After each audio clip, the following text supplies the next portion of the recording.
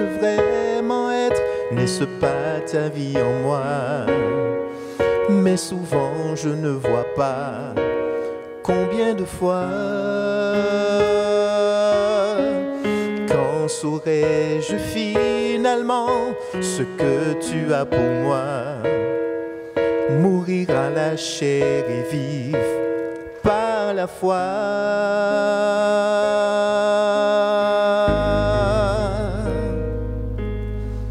Combien de fois je suis à bout, voulant m'évader de tout. Mais je sais, Seigneur, je sais que tu me vois.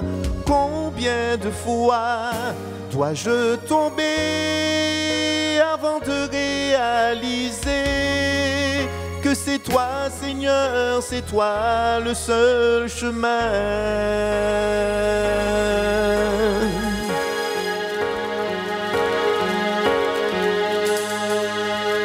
Me voici encore une fois, craignant de perdre tout ce que j'ai.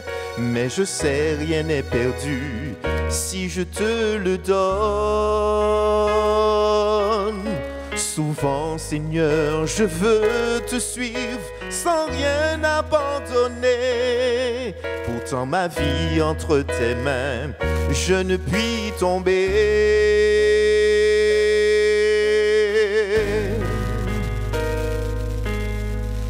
Dès maintenant, j'ai décidé de ne plus me retourner, de toujours garder les yeux fixés sur toi.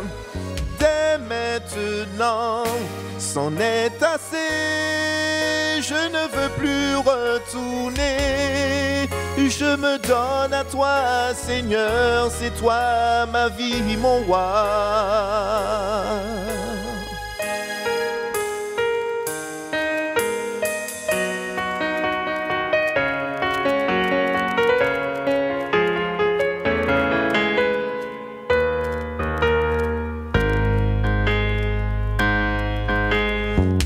Maintenant, j'ai décidé de ne plus me retourner, de toujours garder les yeux fixés sur toi. Dès maintenant, c'en est assez, je ne veux plus retourner, de toujours garder les yeux fixés sur toi, mon Dieu.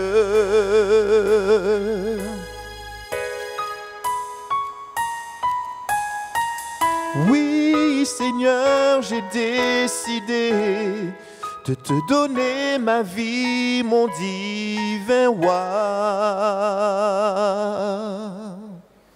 Je dis bonsoir à tous. Nous disons merci au Seigneur pour nous avoir accordé le souffle de vie et nous avoir donné le privilège d'être ici.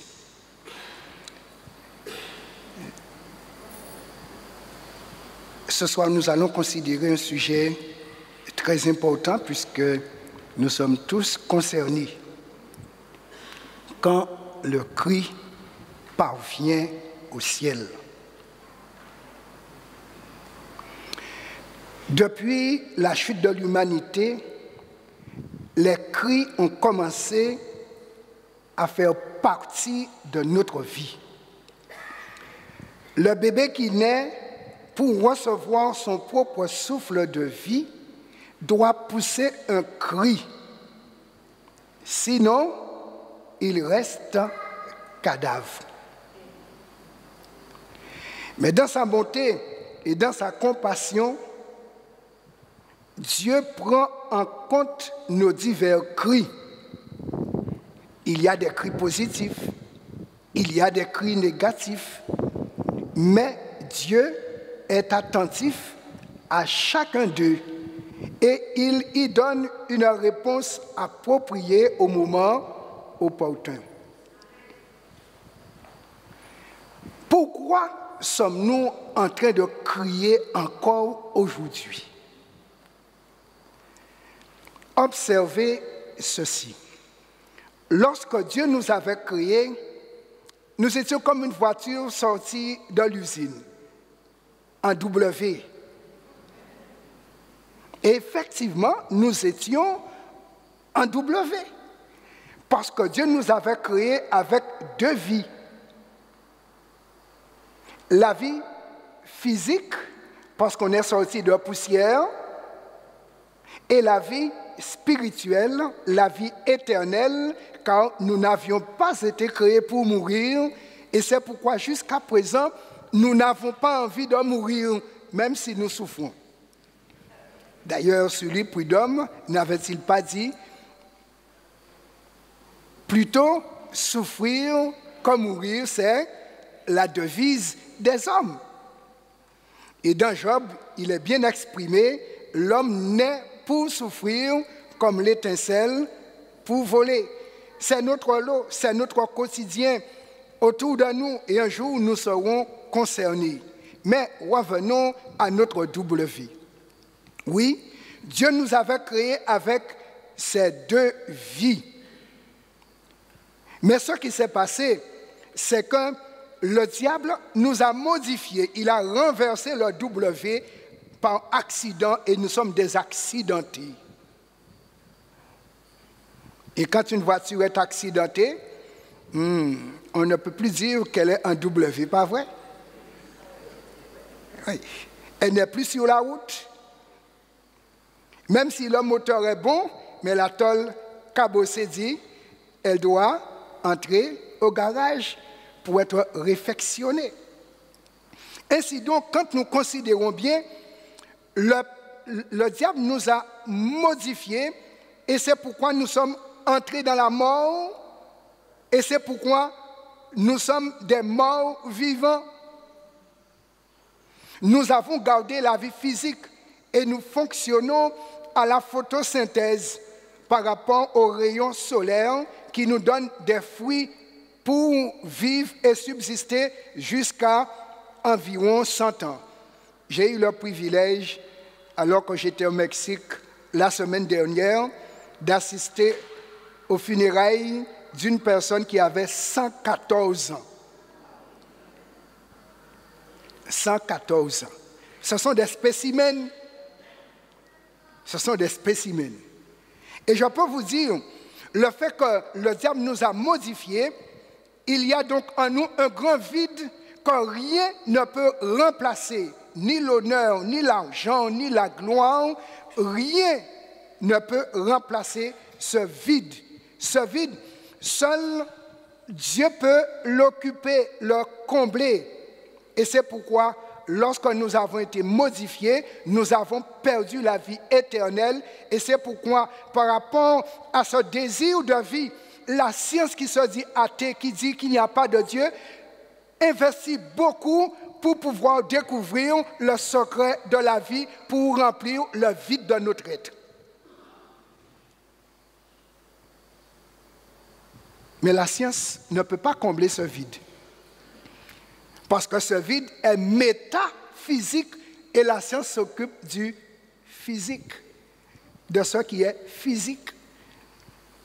Ce vide-là, mes amis, il n'y a qu'en haut, la direction vers laquelle se tourner pour qu'enfin ce M soit à nouveau renversé. Et Jésus est celui qui peut renverser le M du diable et remettre les choses comme à la création. Amen. Et nous avons l'exemple d'un mort. Il s'agit de Lazare. Lazare était un ami de Jésus. Il connaissait Jésus. Il avait rencontré Jésus. Et alors que le diable, qu'il avait modifié par la mort, il l'avait mis au tombeau, il sentait déjà. Il avait une odeur modifiée. Odeur de mort. Et même si c'est ton frère, tu ne peux pas rester auprès d'une odeur modifiée, n'est-ce pas? Que ce soit ta femme, ta maman, ton papa, tu ne peux pas rester au bord d'une odeur modifiée. Tu dois mettre ton bien-aimé dans un trou, derrière une grosse pierre et parfois sous du béton, parce que son odeur modifiée te dérange.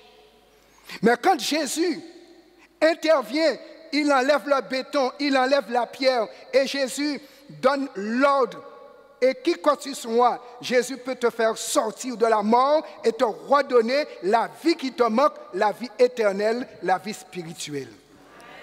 Et lorsque Jésus a dit à Lazare qui sentait déjà les vers étaient en train de déjeuner, Jésus a suspendu le déjeuner des vers. Amen. Lazare sort et les vers ont déposé leur fourchette, se sont essuyés la bouche et Lazare est sorti. Jésus est fort, n'est-ce pas? Jésus est fort. C'est pourquoi nous devons accepter ce Jésus parce qu'il est notre seule chance. Notre seule chance. Dieu, il est attentif aux cris parce que les sœurs de Lazare ont fait crier Jésus. Seigneur, celui que tu aimais malade, Jésus a entendu ce cri. Et il a dit ce cri, ce n'est pas pour le diable, mais c'est pour la gloire de Dieu. Il y a des cris qui sont parfois pour la gloire de Dieu. Ainsi donc, nous lisons, et je vous invite à chercher dans votre Bible, Genèse chapitre 4, où Dieu lui-même nous dit que les cris lui parviennent. Et quand le cri parvient à Dieu, parfois Dieu fait du voyage. Dieu descend. Il se rapproche en proximité de la source du cri. Genèse 4, versets 9 à 12, il est dit, « L'Éternel dit à Caïn, « Où est ton frère Abel ?» Il répondit, « Je ne sais pas. Suis-je le gardien de mon frère ?» Et Dieu dit, « Qu'as-tu fait? La voix du sang de ton frère crie de la terre jusqu'à moi. Maintenant, tu seras maudit de la terre qui a ouvert sa bouche pour recevoir de ta main le sang de ton frère. Quand tu cultiveras le sol, il ne te donnera plus sa richesse, tu seras errant et vagabond sur la terre. » Remarquez bien, Abel était injuste. Il avait accepté de se conformer au plan du salut. Il avait accepté Jésus comme son sauveur et il avait exprimé par un sacrifice qui consistait à offrir un animal pur. Il était berger, il élevait des moutons, il a donné un mouton en sacrifice en préfiguration à ce Jésus qui sauve. Et la Bible nous dit, son frère jaloux l'a tué. Il l'a mis dans la mort, il a modifié son frère, car il était lui-même un modifié, un mal modifié, et c'est pourquoi Dieu l'a maudit aussi. Quand tu choisis le M, tu resteras en M, tu finiras en M. Amen.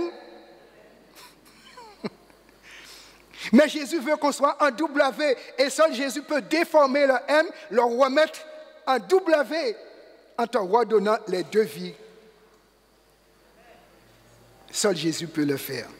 Ainsi, Jésus, il entend les cris. Nous avons l'exemple du peuple d'Israël qui était en esclavage en Égypte. Lisons dans Exode 1er, nous n'allons pas lire tous les versets, mais juste certains. Le premier génocide organisé par le diable, parce que depuis le jardin d'Éden, il nous a modifiés par la mort. Et tout ce qu'il fait, tout ce que le diable organise, chers amis, c'est organisé autour de la mort. Même si le diable te donne de l'argent, même s'il te présente de belles choses, n'oubliez pas ceci. Les belles choses sur cette terre, c'est de la publicité pour l'enfer. Exode 1er, la Bible nous dit, verset 8, « Il s'éleva sur l'Égypte un nouveau roi qui n'avait point connu Joseph. Il dit à son peuple, « Voilà les enfants d'Israël qui forment un peuple plus nombreux et plus puissant que nous. » Soulignez, lorsque vous êtes peuple de Dieu, vous êtes puissant. Amen. Mais l'ennemi sait qu'on est puissant parce qu'on appartient à Dieu. C'est pourquoi il va chercher à nous détruire. Mais peu importe ce que le diable peut fomenter contre le peuple de Dieu, à partir du moment qu'on est peuple de Dieu, vous n'avez qu'à crier à Dieu et Dieu entend, Dieu répond. S'il faut descendre, Dieu descend en personne. Nous lisons. Allons, montre-nous habile à son égard, empêchons qu'il ne s'accroisse et que s'il survient une guerre, ils ne se joignent à nos ennemis pour nous combattre et sortir du pays. Et à partir de ce moment, le peuple d'Israël sera réduit en esclavage. Avec le diable, quand il te modifie, tu deviens son esclave permanent. Et si Jésus n'intervient, tu restes esclave modifié pour mourir maudit. Voici tout ce que le diable a programmé pour nous.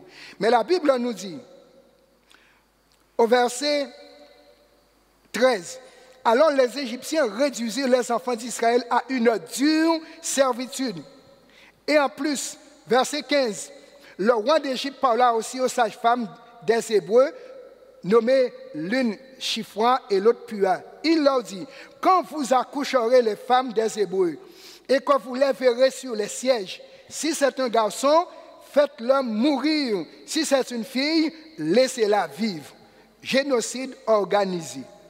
Voici le plan du diable pour l'humanité. On les tue bébés et comme ça, on va détruire le peuple de Dieu. Chers amis, frères et sœurs, le diable n'aime personne. Qu'est-ce qu'un bébé peut faire au diable? Qu'est-ce qu'il lui a déjà fait, sinon d'être né et de ne pas avoir choisi de naître? Il n'a même pas encore reçu son souffle de vie. Le diable a déjà dit, empêche-le de respirer. Peut-on rester avec un être de ce genre? Et la Bible nous dit, à partir de ce génocide organisé, voulant l'extinction du peuple de Dieu, Dieu ne va pas rester en silence.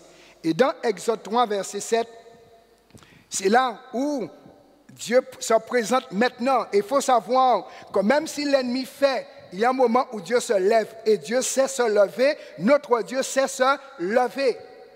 Et c'est ça que Job a dit. Satan a frappé Job d'une maladie incurable. Pendant des mois, il est resté à crier. Mais il a dit, je sais une chose, mon Rédempteur est vivant. Et même si je n'ai pas de peau, même si le diable a tout mangé, mon Rédempteur va se lever le dernier.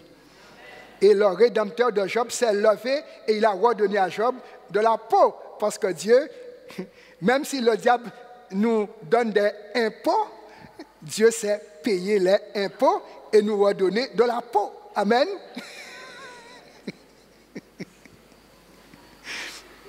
Et ainsi, Job a été reconstruit, réhabilité. L'Éternel dit, j'ai vu la souffrance de mon peuple qui est en Égypte. Et j'ai entendu les cris que lui font pousser ses oppresseurs, car je connais ses douleurs. Amen. Dieu connaît tes douleurs. Les cris que tu pousses, que les hommes peuvent t'entendre, comme les cris que tu ne peux plus pousser.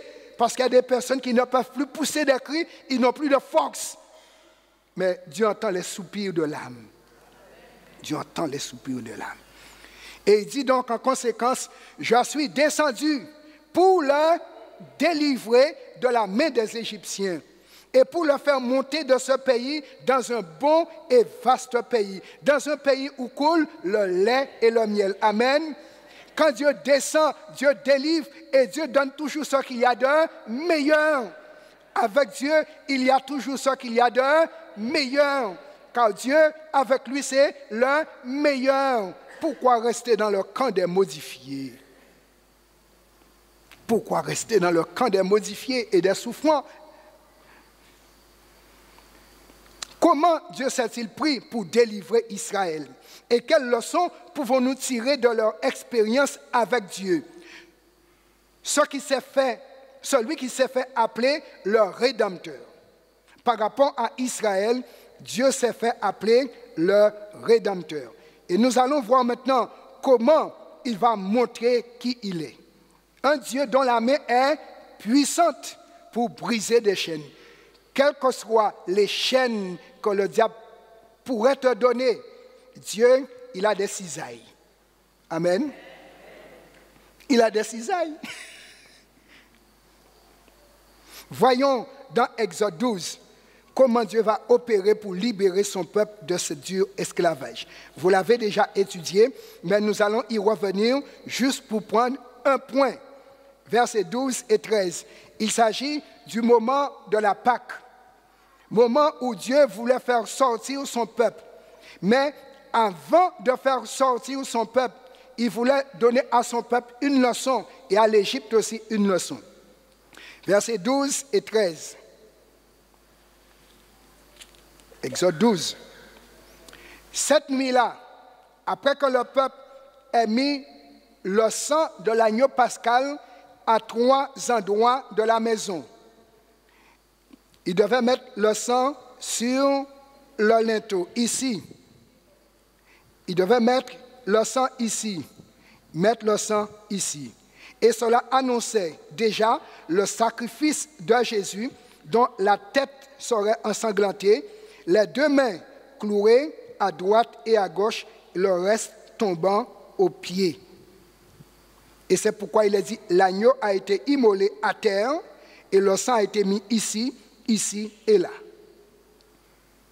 Et à partir de ce sacrifice réalisé par le peuple, Dieu dit, cette nuit-là, je passerai dans le pays d'Égypte et je frapperai tous les premiers-nés du pays d'Égypte, depuis les hommes jusqu'aux animaux, et j'exercerai des jugements contre tous les dieux de l'Égypte.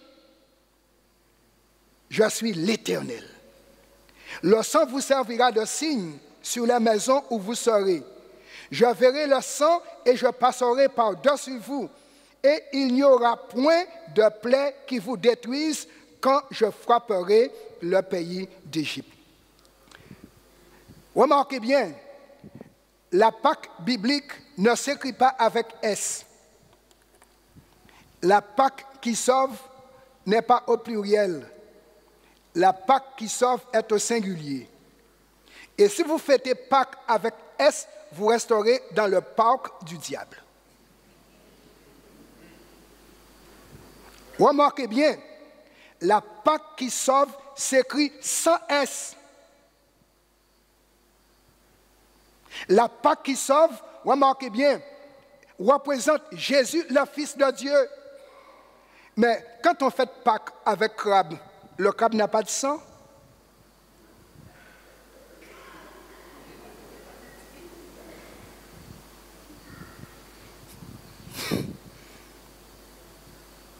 Et on fait une Pâque modifiée. Mais la Pâque biblique n'est pas modifiée. Amen. On a modifié la Pâque biblique en y ajoutant un S. Il n'y a pas de salut parce qu'il n'y a pas de sang. Parce que Jésus n'est pas au centre. Mais comme ça sonne Pâques, on croit qu'on va de la bonne direction. Mais c'est une Pâque modifiée. Car si vous devez aller à la racine de ce mot Pâques avec S en anglais, c'est Easter et non Passover en anglais. Parce que le mot Passover en anglais, d'après ce qui est dit, je passerai au-dessus de vous, vous ne serez pas frappés. Et en fait, le mot Easter est lié à la déesse Ishtar, une déesse babylonienne. Voici ce que l'on fait avec Pâques avec S. Le diable a modifié, il modifie et nous donne des choses modifiées. Et si on ne fait pas attention, on restera modifié et on va finir maudit car c'est son projet pour nous. Et c'est pourquoi la parole de Dieu nous a été donnée, pour que nous puissions savoir vraiment comment faire les choses pour ne pas rester coincés dans la modification du diable et mourir maudit avec lui. En tout cas, la Bible nous dit, Dieu, il sait sauver. Voyons dans Exode 14 le cri de délivrance, car quand Dieu a délivré, on est content, n'est-ce pas? Dans Exode 14, versets 6 à 31, nous allons lire uniquement les versets 10 à 22. Le reste, vous pouvez lire à la maison. Mais c'est juste pour voir comment les choses se passent. Nous lisons verset 10 au verset 22. Pharaon approchait, les enfants d'Israël levèrent les yeux et voici, les Égyptiens étaient en marche derrière eux. Et les enfants d'Israël eurent une grande frayeur et crièrent à l'Éternel. Difficulté, le maître esclavagiste arrive et on connaît son pouvoir et sa force. On nous dit, Il dit à Moïse, n'y avait-il pas de sépulcre en Égypte sans qu'il fût besoin de nous mener mourir au désert? Quand nous as-tu fait en nous faisant sortir d'Égypte? On regrette d'avoir échappé au diable. C'est dommage, mais heureusement, Dieu est Dieu. S'il devait écouter certains cris que nous faisons monter vers lui, il n'aurait pas agi. Mais il est tellement bon. Il sait agir en Dieu et non en humain.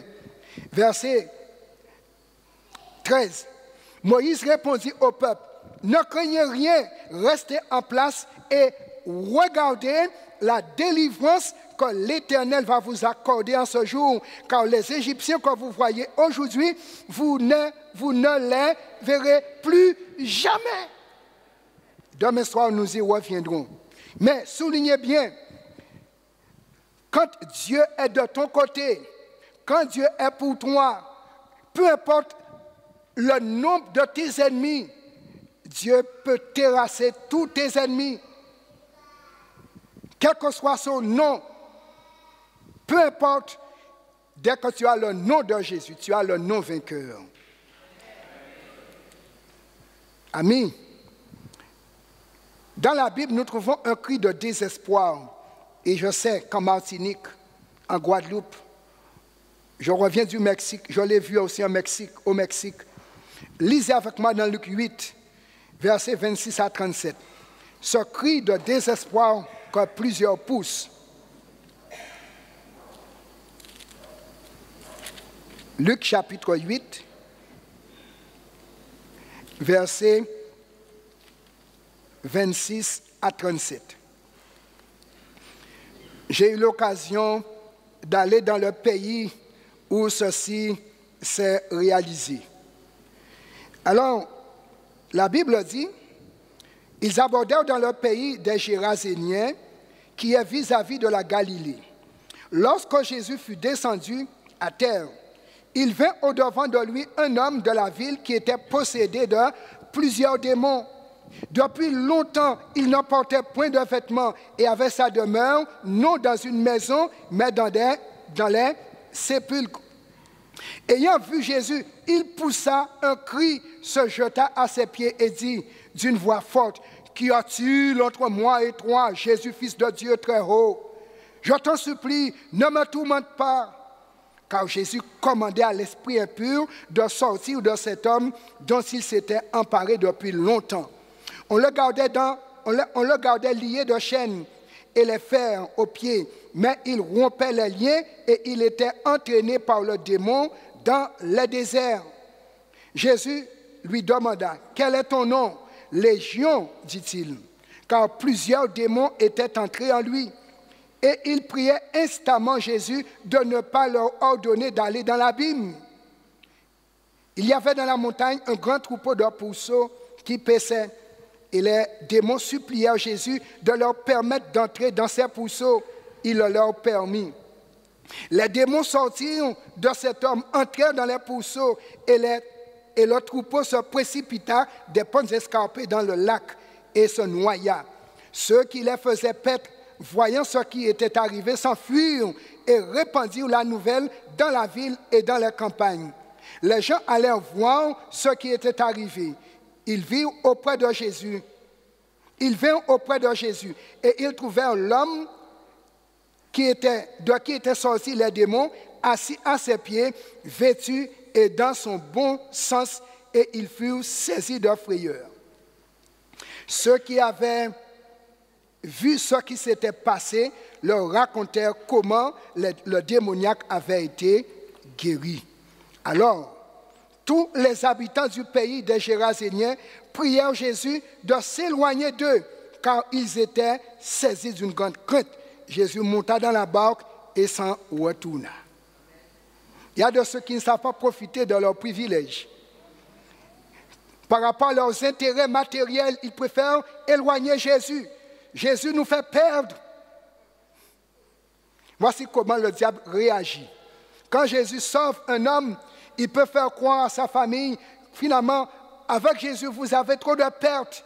Et parfois, on préfère éloigner Jésus ou s'éloigner de Jésus au profit de quoi? Mais ce soir, je crois que votre choix n'est pas de faire partir Jésus, mais de faire partir les ennemis de Jésus. Amen. Remarquez bien, la Bible dit, quand cet homme a vu Jésus, pour lui, il a cru que c'était sa seule chance. Remarque bien, il court vers Jésus, certainement pour demander du secours, mais au lieu que ce soit sa langue qui demande le secours, le démon prend sa langue et dit à Jésus, « Qu'es-tu venu chercher ici ?» L'homme était au 3e degré de possession, possession aiguë. Là, il pense, mais il ne peut plus dire, c'est le démon qui parle par sa bouche. Mais Jésus a entendu le cri silencieux de l'âme de cet homme qui voulait être délivré. Amen. Et il arrive parfois que la personne n'ait même pas la force de crier, même si la personne a envie. Cela vous est déjà arrivé aussi, lorsque vous avez un cauchemar. Oui, vous êtes vous aussi attaqué. Et vous voulez crier pour demander du secours, mais votre bouche est bouchée, n'est-ce pas? Cela m'est déjà arrivé aussi. Mais par contre, dans mon intérieur, et vous aussi dans votre intérieur, vous appelez Jésus, et alors vous êtes libérés. Amen. Oui, ce sont des réalités. Jésus sait entendre les cris, qu'ils soient physiques ou silencieux. Jésus sait entendre, parce qu'il n'y a pas de choses silencieuses pour Jésus. Amen. Jésus est capable d'entendre les cris. Jésus sait aussi entendre le cri de la foi. Et voyons dans Exode 17, versets 1 à 6. Remarquez bien, ce démoniaque avait 6000 démons en lui, car une légion, c'est 6000 soldats. Remarquez bien, pour un homme, le diable peut déléguer 6000 démons. Mais remarquez bien, 6000 démons contre un Jésus suffit. Amen. Et peu importe le nombre de démons que le diable peut te déléguer, quand Jésus est là, Jésus saura répondre pour toi aussi. Alors nous lisons Exode 17, car Jésus nous donne des démonstrations de ce qu'il peut faire pour son peuple lorsqu'on crie vers lui. Exode 17.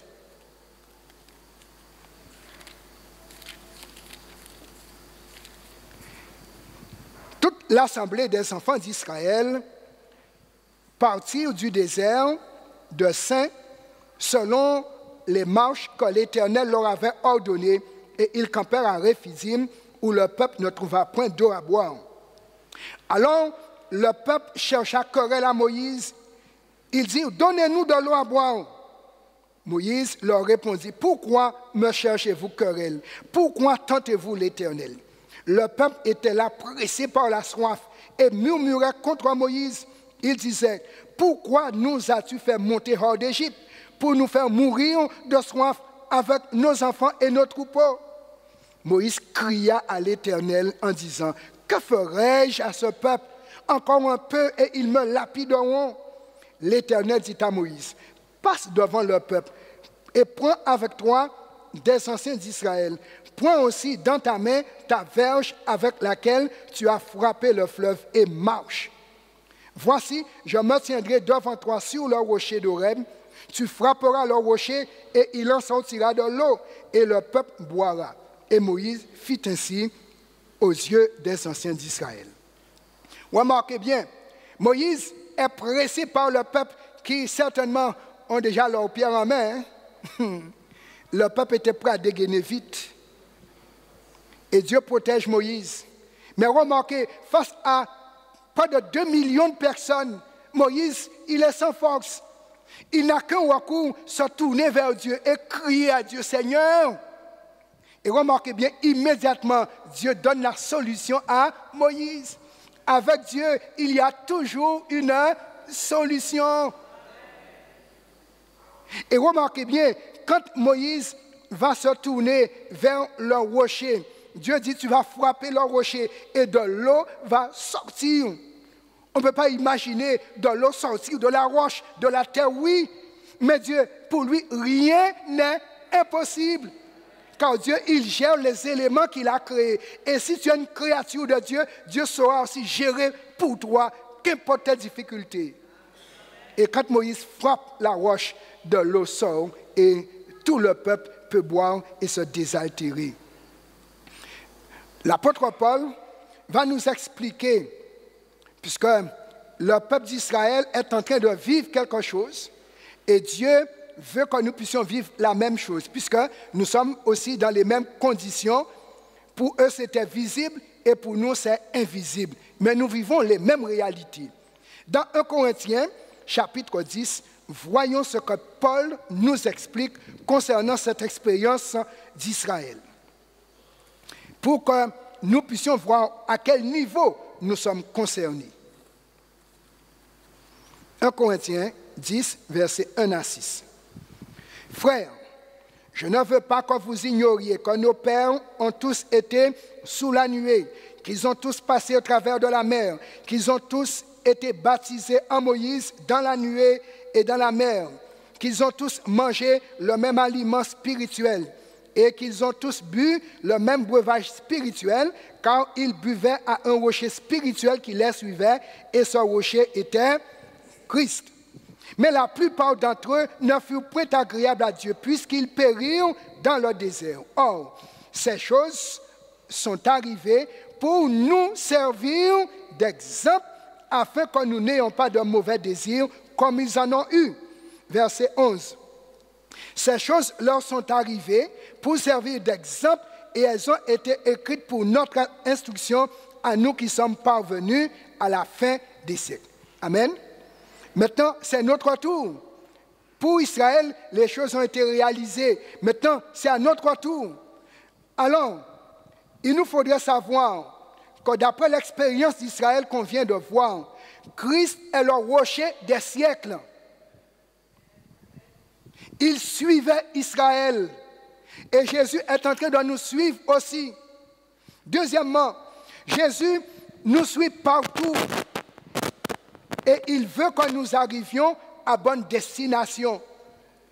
Il accompagnait Israël et il l'a accompagné pendant 40 ans parce que Dieu voulait qu'il arrive à bonne destination.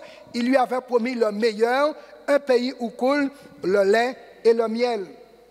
Remarquez bien, Christ devait mourir une seule fois pour l'humanité et rendre ainsi disponible la source du salut pour chacun. Et c'est pourquoi, lorsqu'il a dit à Moïse, tu vas frapper le rocher et de l'eau va sortir, c'est pour nous dire que Jésus allait être frappé pour rendre disponible pour chacun de nous la source du salut. Et Jésus l'a dit, celui qui va croire en moi, eh bien, il va boire de l'eau vive. Et cette eau que je vais lui donner va jaillir jusque dans la vie éternelle. Mais attention, la Bible nous dit, ils ont eu de mauvais désirs. Et parce qu'ils ont eu de mauvais désirs, ils sont restés coincés dans le désert. Et là, nous arrivons au point qui nous concerne. Il ne faut pas que nous, aujourd'hui, parvenus à la fin des siècles,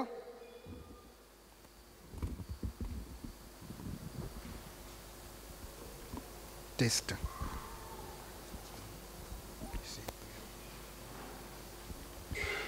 Test. Il ne faut pas que nous, parvenus à la fin des siècles, nous qui sommes sur le chemin de la libération, nous puissions nous perdre. La Bible nous dit qu'Israël est parti à 2 millions environ, car il y avait 600 000 hommes qui avaient plus de 20 ans. Mais quand on considère, la Bible nous dit, de ces 600 000 hommes, sans les femmes et les enfants, il n'y a eu que 2 qui soient rentrés vivants en Israël. 2 sur 600 000. Et c'est pourquoi Jésus nous dit, pour nous aussi, il y a beaucoup d'appelés, mais peu d'élus. Et c'est pourquoi nous sommes appelés à arriver au ciel, nous tous. Mais faisons attention pour ne pas nous perdre en chemin par mauvais désirs, par non-coopération avec Dieu. Hier soir, nous avons parlé de ceci. Observez bien, le peuple d'Israël était en Égypte et pour lui, pour le libérer, Dieu a organisé la Pâque. Parce que Dieu voulait l'emmener dans la terre promise qui est la Canaan. Mais avant d'arriver en Canaan, le peuple devait faire alliance avec Dieu.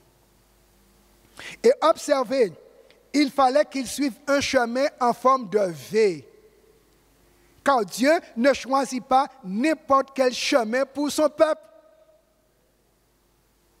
Le peuple aurait aimé passer tout droit. Et c'est pourquoi il y a beaucoup de religions qui vont tout droit, mais qui ne prennent pas le chemin de la victoire, le chemin des 10 commandements. Seul le chemin qui passe par les 10 commandements peut nous emmener à la vie éternelle. Amen. Parce que là, on accepte de se conformer à la volonté de Dieu. Et dans le Notre Père, nous le disons, que ta volonté soit faite sur la terre comme au ciel. Et remarquez bien, le mot volonté commence par un V. Et remarquez bien, le chemin que Dieu nous fait suivre est un chemin en V. Et dans ce chemin en V, remarquez bien, il y a la rencontre avec les 10 commandements. Et si tu es dans une religion où il n'y a pas les 10 commandements, tu n'es pas sur le chemin qui t'emmène à la victoire et à la vie.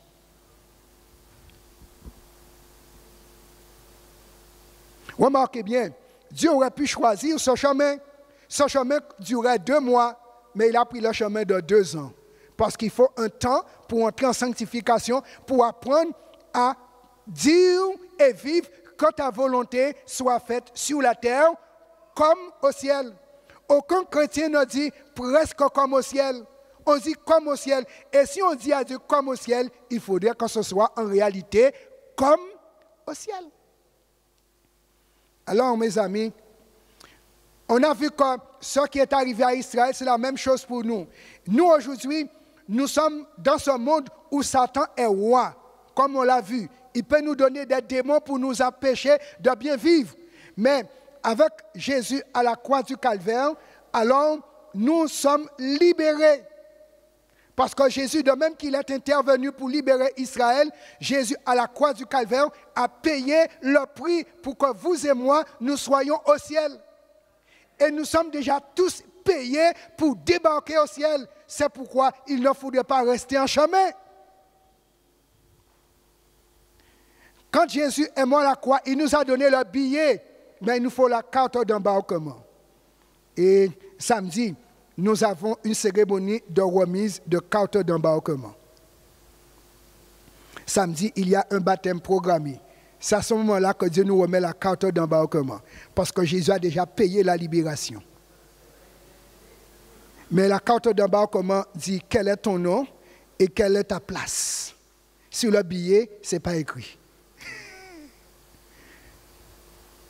Sur le billet, ce n'est pas écrit quel est ton nom ni ta place. Ou du moins, ton nom est écrit certes, mais tu ne sais pas quelle place. Mais Dieu t'a préparé une place et au baptême, il te dit ta place. Voilà. Ton nom est dans le livret de famille désormais. Alors, remarquez bien, pour nous aussi, Dieu nous emmène à la nouvelle terre, mais il doit inscrire en nous sa volonté au travers des 10 commandements. Et nous devons accepter. Remarquez bien, le peuple d'Israël est resté coincé ici. Et seulement 2 ont pu passer pour entrer en Canaan. Maintenant, nous, est-ce que nous allons pouvoir passer? C'est pourquoi Jésus a dit beaucoup d'appelés, mais peu d'élus. Parce que nous aussi, après avoir été baptisés, nous pouvons suivre le chemin. Nous avons accepté d'obéir au commandement de Dieu, mais nous pouvons obéir à moitié. Et si quelqu'un continue à dire « Je suis un pauvre pécheur » après avoir été libéré, c'est qu'il reconnaît Satan comme papa et comme chef. Car Dieu est saint, ses enfants ne sont pas des pécheurs.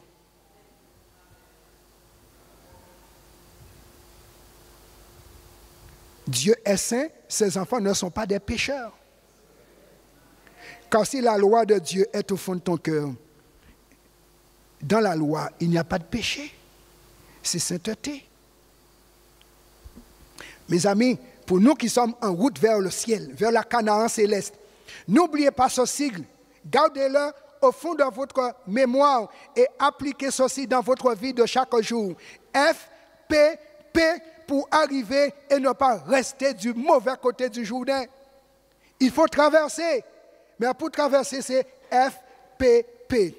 Quand on t'a donné la carte d'embarquement, tu dois rester dans la salle d'attente. Car si tu as le billet, la carte d'embarquement et tu n'es pas dans la salle d'attente, ce qui m'est arrivé au Mexique, c'est ce qui va vous arriver. J'avais le billet, mais quand j'ai été me présenter, on m'a dit, monsieur, votre avion est sur la piste déjà.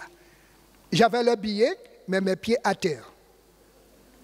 Et c'est dur d'avoir le billet, d'être au bon jour, mais d'avoir les pieds sur terre et l'avion sans vous.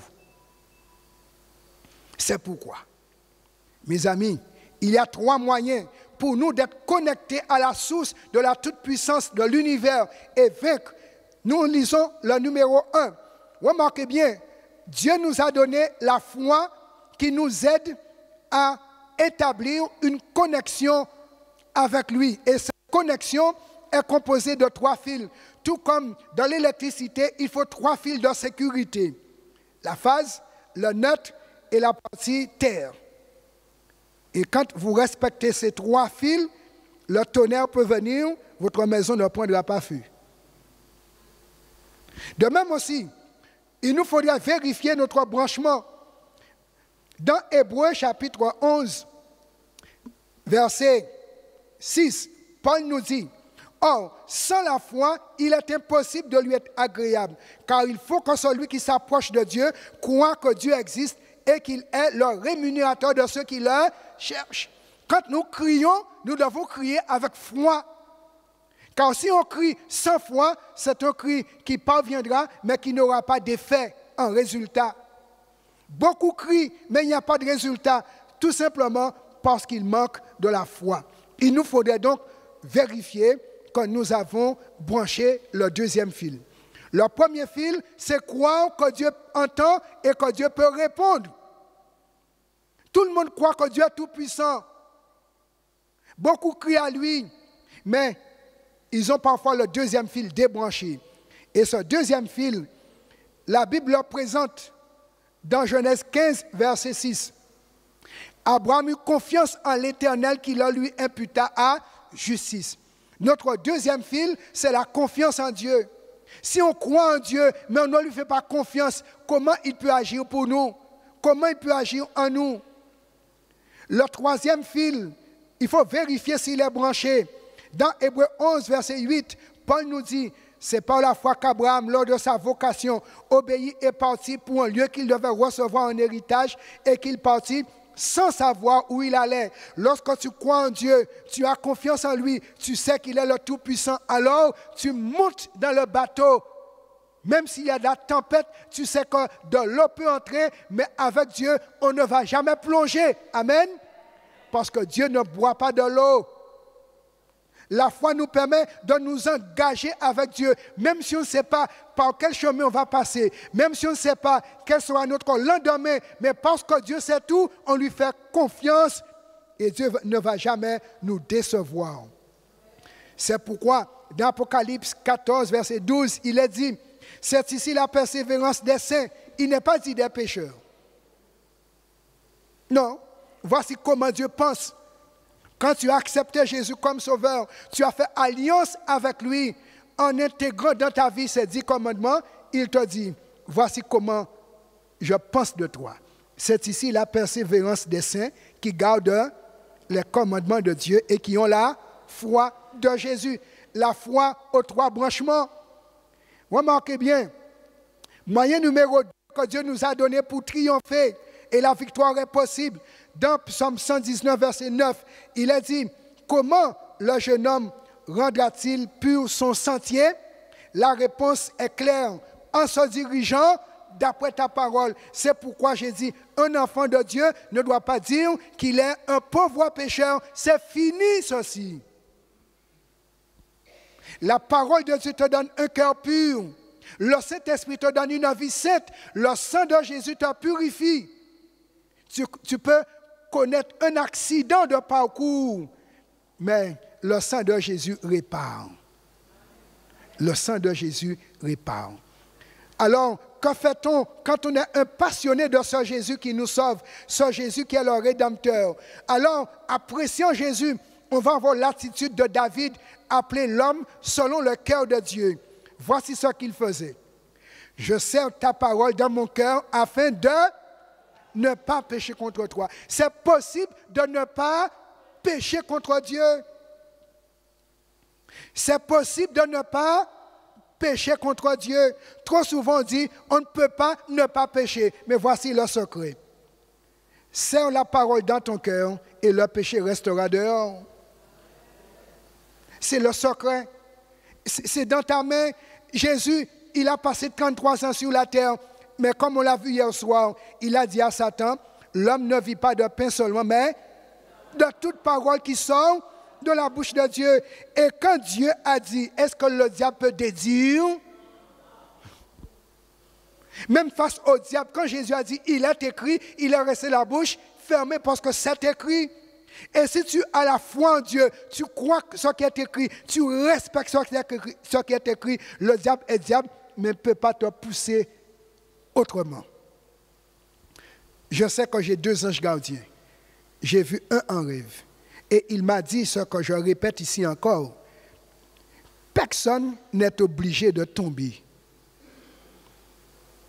Si Jésus est dans ton cœur, le diable a amené Jésus dans ses bras, il l'a déposé sur le pinacle du temple, mais il ne pouvait pas pousser Jésus en bas. Bah ouais. Il l'a invité à se jeter.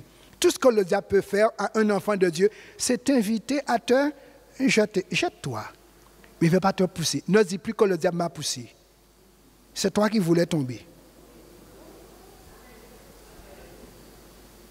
Il ne pousse pas. Il t'invite à te jeter. Remarquez bien l'attitude que Jésus nous recommande.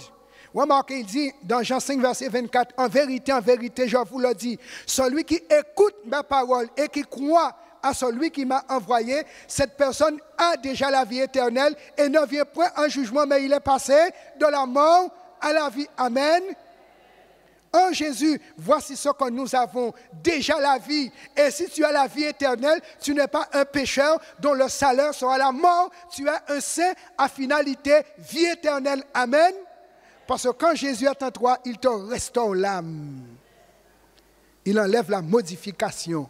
Ainsi, dans Apocalypse 1er, verset 3, nous trouvons la première bénédiction parmi les 7 qu'on trouve dans l'Apocalypse. Et Jésus dit, heureux celui qui lit et ceux qui entendent les paroles de la prophétie et qui gardent les choses qui sont écrites, car le temps est proche. Donc si on garde la parole, on sera heureux et non malheureux, parce que la parole est puissante pour nous délivrer face au diable. Troisième arme, troisième moyen que Dieu nous a donné, FPP, foi, parole, prière. N'oubliez jamais ces 3 choses. Foi, parole, prière. Foi, parole, prière. Car c'est ce qui a permis à Jésus de triompher. Nous lisons donc dans 1 Pierre 5, versets 6 et 7. Humiliez-vous donc sous la puissante main de Dieu, afin qu'il vous élève au temps convenable. Et déchargez-vous sur lui de tous vos soucis, car lui-même prend soin de vous. Et Dieu sait soigner. Jésus nous dit alors, puisque Dieu sait soigner, demandez et l'on vous donnera. Cherchez et vous trouverez. Frappez et l'on vous ouvrira, car quiconque demande reçoit, et celui qui cherche trouve, et l'on ouvre à celui qui frappe. Lequel de vous donnera une pierre à son fils s'il lui demande du pain? Ou s'il demande un poisson, lui donnera-t-il un serpent? Si donc, méchant comme vous l'êtes, vous savez donner de bonnes choses à vos enfants, à combien plus forte raison, votre Père qui est dans les cieux donnera-t-il de bonnes choses à ceux qui le lui demandent? Alors pourquoi ne pas demander? Pourquoi aller frapper à la porte bleue? Le ciel est bleu, frappez à cette porte-là. Le diable a copié la couleur du ciel, mais le diable donne du désespoir.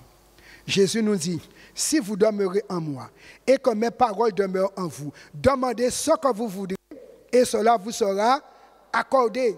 Et en conséquence, l'apôtre Paul nous dit, priez sans cesse. Donc, restez en connexion avec le ciel et vous triompherez, car Jésus promet, et tout ce que vous demanderez en mon nom, je le ferai afin que le Père soit glorifié dans le Fils. Approchons-nous donc avec assurance du trône de la grâce, afin d'obtenir miséricorde et de trouver grâce pour être secourus dans nos besoins. Il y a du secours. Ceux qui aiment Jésus prennent le temps de prier et de parler avec lui chaque jour. Il nous a donné 24 heures au jour, 8 heures pour dormir, c'est bon pour rester sur pied. 8 heures pour travailler, étudier, c'est bon pour survivre. Mais il nous reste encore 8 heures. Et dans ces 8 heures restantes, il nous faudrait prendre 1 heure pour la communication avec Dieu chaque jour. N'oubliez pas d'organiser votre vie pour le ciel. Quand on plante un grain de pois de bois, on récolte un pied de pois de bois et on peut trouver un panier de pois de bois avec un grain de pois de bois. Si vous prenez 1 heure pour planter l'éternité, vous aurez la vie éternelle. 1 heure pour étudier et prier et vous aurez la victoire. Notre Dieu est tout près de nous et disposé à nous accorder le secours opportun et nécessaire pour réussir à tout point de vue. Profitons-en et prions davantage pour vaincre parce que Dieu, il a programmé notre vie dans un V, conformité à sa volonté, victoire qui donne vie éternelle aussi. Ce soir donc, Dieu vous invite à accepter Jésus le libérateur, Jésus le tout-puissant sauveur, qui est disposé à donner la victoire à tous ceux qui acceptent d'être de ses disciples. Suivre le chemin qu'il a tracé. Car ce n'est pas Moïse qui a tracé ce chemin, c'est Dieu qui l'a tracé. Et la Bible nous dit, ceci a été fait avec eux pour servir d'exemple pour nous aussi, car c'est le même chemin, nous qui sommes des invités pour la nouvelle terre. Alors, toi aussi, tu dois accepter une conformité à la volonté de Dieu, car un chrétien est une photocopie conforme de Jésus-Christ, certifié céleste. Et c'est ainsi que la victoire se lève quand on regarde à Jésus et qu'on contemple Jésus. Le Saint-Esprit nous transforme à la vie de Jésus et la victoire de Jésus devient aussi notre victoire. Voici l'endroit où Jésus a été baptisé. Et remarquez ici, le peuple d'Israël, comme on l'a lu, a été baptisé dans la mer Rouge, sitôt sorti d'Égypte. Et la Bible nous dit, le baptême est incontournable. Quand Dieu te libère, il doit te laver de tes péchés. Il doit ôter l'odeur du diable, l'odeur de la modification du diable. Et c'est dans le baptême qu'il enlève l'odeur de la mort pour te donner l'odeur de Jésus qui est odeur de vie parce que tu es victorieux du diable. Nous allons prier. Le Dieu qui donne la délivrance, le Dieu qui reçoit, le Dieu qui accompagne, le Dieu qui sait répondre aux cris. Et Dieu connaît les cris silencieux de votre âme. Dieu connaît les cris que vous avez déjà fait pousser. Dieu sait ce dont vous avez besoin, ce que vous n'avez pas encore obtenu, tant pour la vie présente et la sécurité pour la vie éternelle. Seul Dieu a la solution. Mettons-nous debout et prions. Je vais prier pour Nathalie et toi, Joël. Car Dieu est celui qui nous appelle, qui nous touche, qui nous garde aussi jusqu'à la fin. Éternel, notre Père, notre Dieu. Ce soir, tu as appelé Nathalie à faire alliance avec toi en choisissant le chemin de la vie, le chemin de la victoire qui passe par le sacrifice de Jésus et une conformité à sa volonté. Seigneur, tu es celui qui donne un cœur nouveau, celui qui remplit ce cœur nouveau de ton Esprit Saint. Et ainsi nous affranchis définitivement de l'autorité du diable pour nous habiliter à te servir en toute justice et sainteté. Reçois Nathalie dans tes bras, fortifie son cœur et son âme et permets qu'elle puisse marcher avec Jésus en nouveauté de vie, tout comme Israël, libéré d'Égypte, a pu entrer dans la Canaan, terre promise. où il y avait le meilleur en réserve pour eux. Maintenant, Nathalie a besoin de toi. Cette force, cette puissance, Jésus l'a dit, tu gardes tes brebis dans ta main et personne ne peut ravir tes brebis de ta main. Tiens-la dans ta main toute puissante. Je te prie pour Joël, qui a besoin, Seigneur, de ta part aussi, une restauration totale. Toi qui nous as construits, toi qui peux nous reconstruire, toi qui restaure notre âme, s'il te plaît, restaure son être entier. Et Seigneur, quand toi, il obtienne la grâce que toi, tu as en réserve pour lui, parce qu'avec toi, nous avons le meilleur, car tu tiens toujours le meilleur en réserve. Père, s'il te plaît, il y a d'autres qui ce soir ont des cœurs en lutte, Seigneur, mais c'est toi qui libères, c'est toi qui sauves. Libère tes enfants afin qu'ils puissent vivre avec toi pendant l'éternité. Mais commencer cette vie éternelle dès à présent ici-bas. Éternel, sauve ton peuple, nous te prions au nom de Jésus et pour ta gloire. Amen. Amen.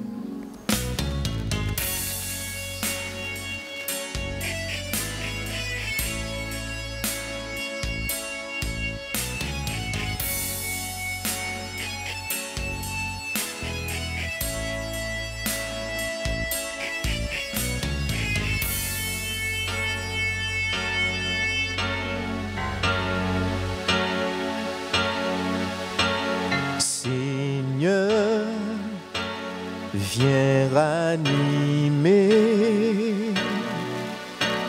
le feu que tu as mis en moi.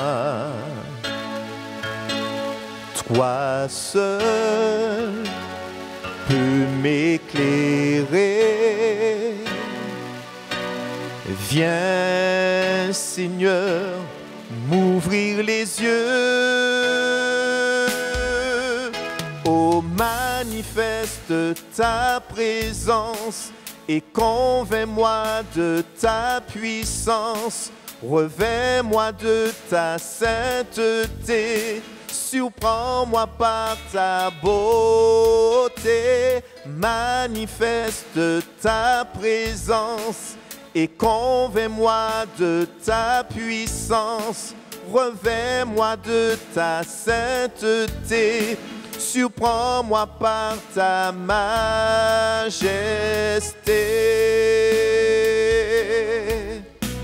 Seigneur, viens ranimer le feu que tu as mis en nous.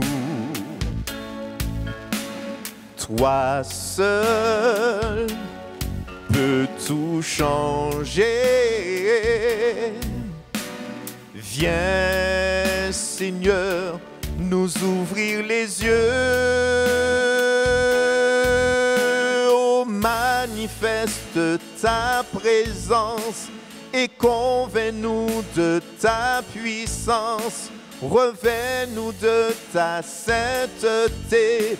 Surprends-nous par ta beauté. Manifeste ta présence et convainc-nous de ta puissance. Revêts-nous de ta sainteté. Surprends-nous par ta majesté.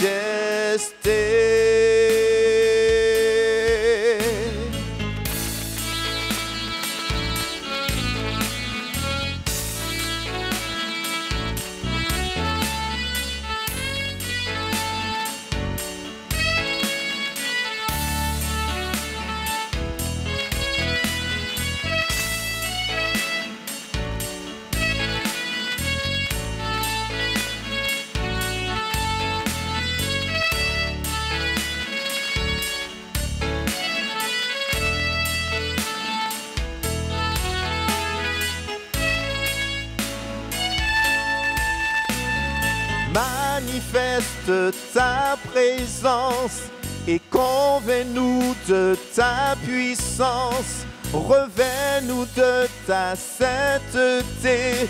Surprends-nous par ta beauté. Manifeste ta présence et convainc-nous de ta puissance. Revêt-nous de ta sainteté, surprends-nous par ta beauté, manifeste ta présence et convainc-nous de ta puissance. Revêt-nous de ta sainteté, surprends-nous par ta beauté, manifeste ta présence et convainc-nous de ta puissance.